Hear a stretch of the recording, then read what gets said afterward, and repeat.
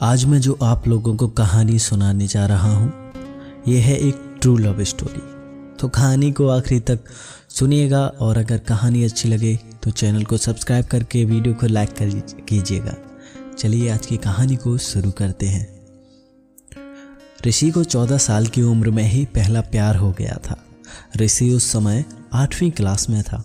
उम्र कम थी लेकिन मॉडर्न ज़माने में लोग इसी उम्र में प्यार कर बैठते हैं। ऋषि का ये पहला प्यार उसकी क्लास में पढ़ने वाली लड़की नीलम के साथ था। नीलम अमीर घराने की लड़की थी। उम्र यही कोई 13 से 14 साल की होगी और दिखने में बला की खूबसूरत थी।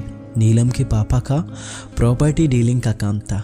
अच्छे पैसे वाले लोग थे। ऋषि मन ही मन नीलम को दिल दे बैठा था लेकिन हमेशा कहने से डरता था। ऋषि के पिता एक स्कूल में अध्यापक थे। उनका परिवार भी सामान्य ही था, इसीलिए डर से ऋषि कभी प्यार का इजहार नहीं करता था।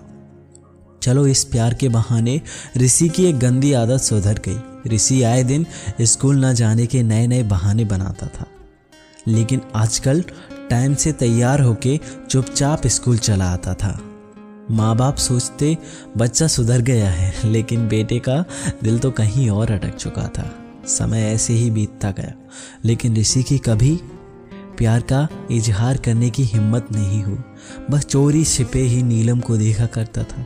हाँ, कभी कभी उन दोनों में बात भी होती थी, लेकिन पढ़ाई के टॉपिक पर ही।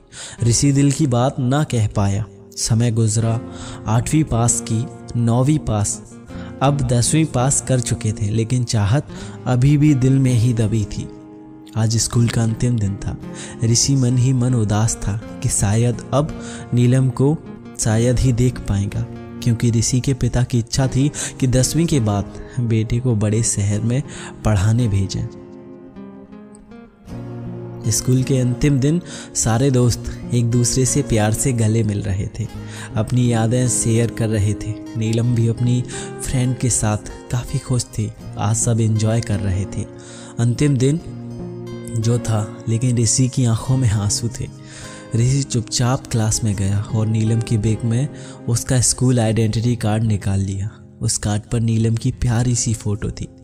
ऋषि ने सोचा कि इस फोटो को देखकर ही मैं अपने प्यार को याद किया करूँगा।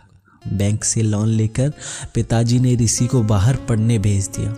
नीलम के पिता ने भी किसी दूसरे शहर में बड़ा मकान बना लिया और वहाँ शिफ्ट हो गए। ऋषि अब हमेशा के लिए नीलम से जुदा हो चुका था।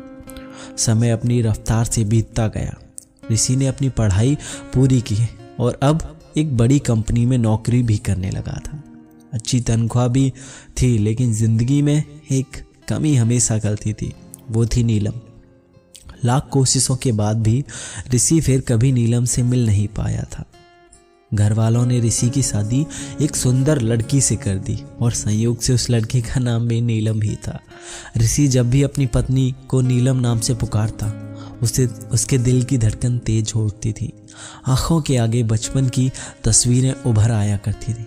पत्नी को उसने कभी इस बात का एहसास ना होने दिया था, लेकिन आज वे नीलम से सच्चा प्यार करता था।